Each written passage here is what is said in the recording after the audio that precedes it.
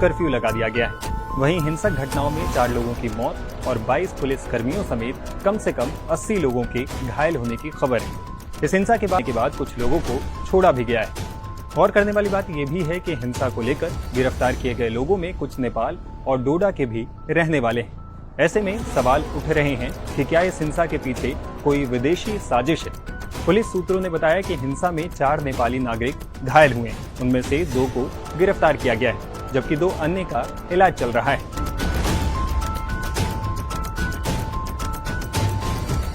दूसरी तरफ खुद सोशल एक्टिविस्ट सोनम वांगचुक ने कहा कि हिंसा के दिन अचानक उनके अनशन स्थल पर भारी संख्या में युवा शामिल हो गए थे। उन्होंने कहा कि आमतौर पर उनके अनशन में 25 साल से कम उम्र के लोग कम ही शामिल होते थे।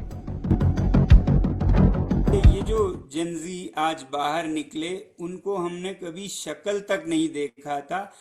आज तक लद्दाख के लोगों की शिकायत थी कि ये जो युवा पीढ़ी है वो तो कभी अनशन में आते नहीं हैं, उन्हें तो शायद फिक्र ही नहीं है, बड़े बूढ़े ही आते हैं। तो सब यही कहा करते थे कि ये युवा पीढ़ी खुद मतलबी हैं, वो कभी अनशन में बैठने के लिए नहीं आते हैं।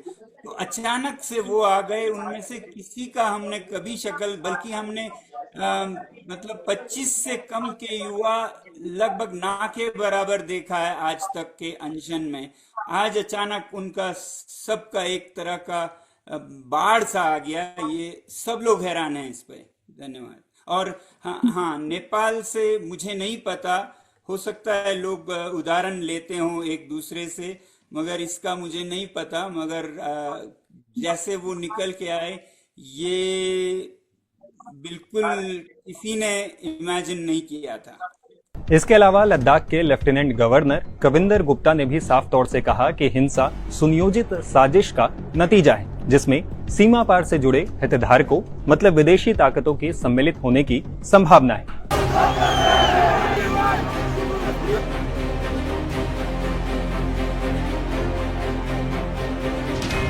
लोकतांत्रिक व्यवस्था में ये सब चीजें करने का सभी को हक है, लेकिन शांतिपूर्ण तरीका उसका रहता है।